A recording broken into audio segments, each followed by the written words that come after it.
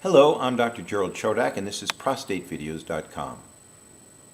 For those men that have metastatic disease and are on hormone therapy, sometimes the cancer still continues to progress, and the question is, what next? Until recently, the next treatment would have involved chemotherapy with a drug called docetaxel. Now we have another new type of treatment available called Provenge that's based on stimulating a man's immune response. The treatment is done in the following way. A leukapheresis is performed. Basically, it means blood is circulated out of your body through a machine and then back into your body. And certain cells are captured during this process. These cells are then mixed with a special material that helps stimulate the cells to form an immune response. After that processing has occurred, it's then given back to each person several days later. That's infused into a vein over the course of an hour.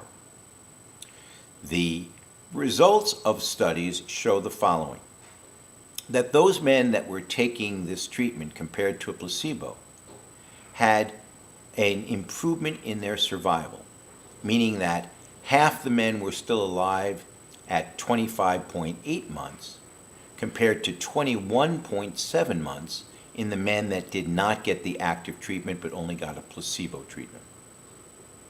At the end of 3 years, about 31% of the men are alive in those getting the Provenge compared to about 20% in the men who received the placebo. And so what that translates into is about 1 out of 12 men would appear to be getting some benefit. Now, the treatment was fairly safe. The side effects included chills, fever, symptoms suggesting a flu, but they're usually mild and not life-threatening.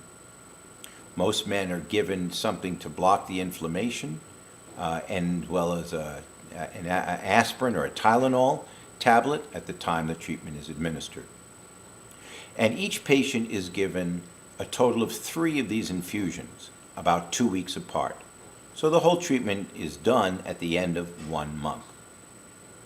Now, there are some issues and controversies about its use. First of all, who's eligible? Well, the study included men with any Gleason score, but they could only have no or minimal symptoms from their metastatic disease, and they had to have disease that was getting worse, based on a bone scan usually.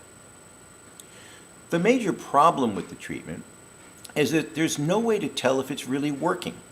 The PSA doesn't go down, the bone scans or other scans don't improve. It doesn't even delay the time till men got additional treatment. But we do know from the studies that a significant portion of the men are developing an immune response. Why all of them don't get that response is unclear, but it may explain in part why the results aren't even better. Another part of the controversy centers around the cost. Each treatment is about $93,000. And so many people are questioning whether an improvement in survival of about 4 months is worth that high an expense. That becomes a question for the people paying the bills and those people who do or don't have insurance. So the issue then becomes, is it worth doing? Well, the good news is it's another improvement that we have to help men whose disease is getting worse. And it can be done prior to getting chemotherapy. But this issue about being unable to follow men does create a challenge. In other words, if you were to get this treatment, how would we know whether or not it's working and whether or not you should get an additional treatment, some other treatment, if your PSA is going up, or if other symptoms develop and get worse, or if your bone scan changes? All those would suggest that the drug isn't working or might not be working, and each person will then have to decide whether to start another treatment even after having received the Provenge. So it does create a challenge for helping to manage you. Essentially, the best way to use it is to think about having this treatment for an eligible patient and then adding any other treatments that come along if the cancer seems to be getting worse. That's a decision to be made with your doctor. But the good news for now is it is a new form of treatment, and it is a treatment to help men who are getting worse despite being on hormone therapy. I hope you find this information helpful. Thank you.